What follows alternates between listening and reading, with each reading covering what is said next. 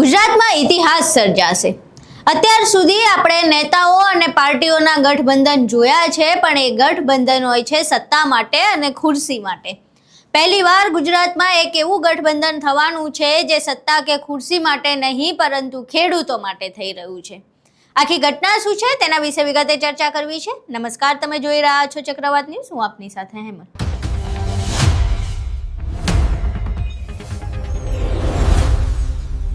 ગુજરાતમાં છેલ્લા ઘણા સમયથી આપણે એવા દ્રશ્યો જોઈ રહ્યા છે કે ખેડૂતો વીજપોલની સમસ્યાના કારણે પરેશાન છે, અને જ્યારે તેઓ આ મામલે વિરોધ કરે છે તો પોલીસને હાથો બનાવીને તેમના ઉપર અત્યાચાર ગુજારવામાં આવે છે।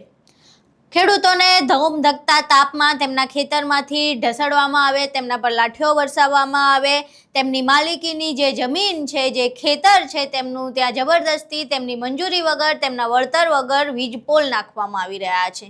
હવે આ વીજપોલની સામે આજે કોંગ્રેસ દ્વારા એક ટ્રેક્ટર રેલીનું આયોજન કરવામાં આવ્યું છે। આ ટ્રેક્ટર રેલી કાલે અમદાવાદ પહોંચશે અને પછી ગાંધીનગર પહોંચશે।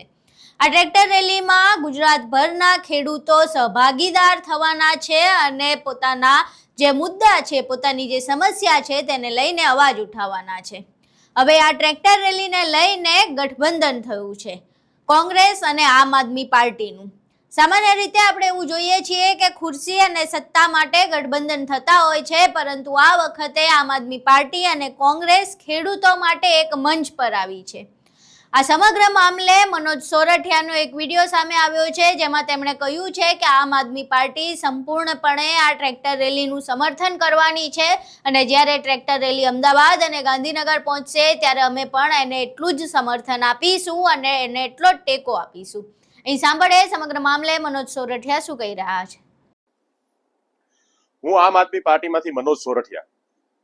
આજે ગુજરાતના ખેડૂતની હાલત એવી છે કે એક તરફ ઉપરવાળો અતિવૃષ્ટિ, અનાવૃષ્ટિ, ખાતરોની તંગી,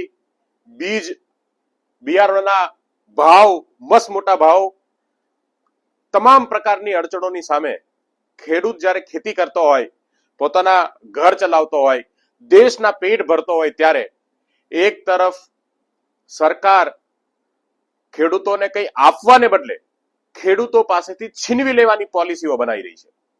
ગુજરાતમાં ખાનગી કંપનીઓ ચારોકોર ખેડૂતોના ખેતરોને કોઈ પણ પ્રકારે તડપવા માટેની, છીનવી લેવા માટેની યોજનાઓ લઈને આવતી હોય છે। હમણાં વીજ કંપનીઓ, જે ખાનગી વીજ કંપનીઓ છે, એ આડેધડ ખેડૂતોના ખેતરોમાં મસ્ત મોટા ટાવરો નાખી રહી છે। જમીનો જે છે એની સામે કોઈ વળતર નહીં, કોઈ પણ આજીવિકાનું સાધન નહીં, એવી રીતે ખેડૂતને જે છે એ હાલતમાં છોડ્યા છે। અને આજે સમગ્ર ગુજરાતનો ખેડૂત જ્યારે પીડાય છે, દુઃખમાં છે, પોતાનો અધિકાર માંગે છે, ત્યારે 23 જેટલા સંગઠનો આવતીકાલે ગાંધીનગર ખાતે 15મી તારીખે પોતાના ટ્રેક્ટરો સાથે પહોંચી રહ્યા છે। આ તમામ સંગઠનોને ગુજરાતમાં આમ આદમી પાર્ટી દ્વારા સમર્થન આપવામાં આવે છે। આમ આદમી પાર્ટીના તમામ નેતાઓ, કાર્યકર્તાઓ મોટી સંખ્યામાં આ ટ્રેક્ટર રેલીની અંદર ભાગ લેશે અને સંપૂર્ણ ટેકો, જ્યાં સુધી આ સમસ્યાનું સમાધાન ન થાય, જ્યાં સુધી સરકાર ખેડૂતોને પોતાના અધિકારો ન આપે, ત્યાં સુધી આમ આદમી પાર્ટી ખેડૂતોની સાથે છે, ખેડૂતોની તમામ લડાઈમાં છે। અને આવતીકાલે પણ આમ આદમી પાર્ટીનું આ તમામ જે સંસ્થાઓ છે, જે આ રેલી લઈને, આ યાત્રા લઈને ગાંધીનગર પહોંચી રહી છે, એમાં આમ આદમી પાર્ટી પણ સામેલ થશે, આમ આદમી પાર્ટીના નેતાઓ પણ સામેલ થશે અને મજબૂતીથી આ લડાઈ લડીશું।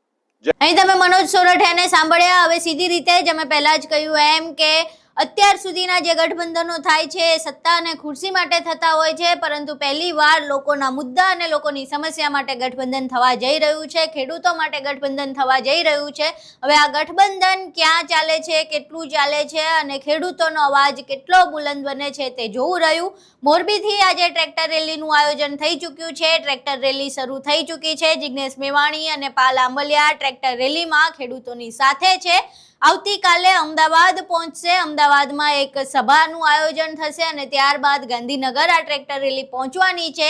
જે બેરી થઈ ગયેલી સરકાર છે, જે આટલા મહિનાઓથી ખેડૂતોના મુદ્દા નથી સાંભળતી, ખેડૂતોની વ્યથા નથી સાંભળતી, ખેડૂતો પર થતી હિંસા નથી જોતી અને સાંભળતી, તેને આ આખી ઘટના વિશે રજૂઆત કરવાની છે અને વીજ પોલની સમસ્યા બાબતે રજૂઆત કરવામાં આવશે. હવે આ રજૂઆત કેટલી સફળ થાય છે, ખેડૂતોનું આંદોલન કેટલું સફળ થાય છે, જે રેલી ગાંધીનગર પહોંચે છે ત્યારબાદ ગાંધીનગરમાં શું નવા જૂની થાય છે, તમામ બાબતો આવતીકાલે જાણ થશે. કોંગ્રેસ આપનું ગઠબંધન કેટલું સફળ થાય છે તે પણ જોવું રહ્યું. તમારું આ સમગ્ર મામલે શું માનવું છે, જે પ્રમાણે ખેડૂતો માટે કોંગ્રેસ અને આપ દ્વારા ગઠબંધન કરવામાં આવ્યું છે તેના વિશે તમારું શું માનવું છે? તમારા મંતવ્ય અમને કોમેન્ટ બોક્સમાં જરૂર જણાવજો. વિડીયો પસંદ આવ્યો હોય તો વિડીયોને લાઇક કરજો, શેર કરજો અને અમારી ચેનલને સબસ્ક્રાઇબ કરવાનું ભૂલશો નહીં. નમસ્કાર.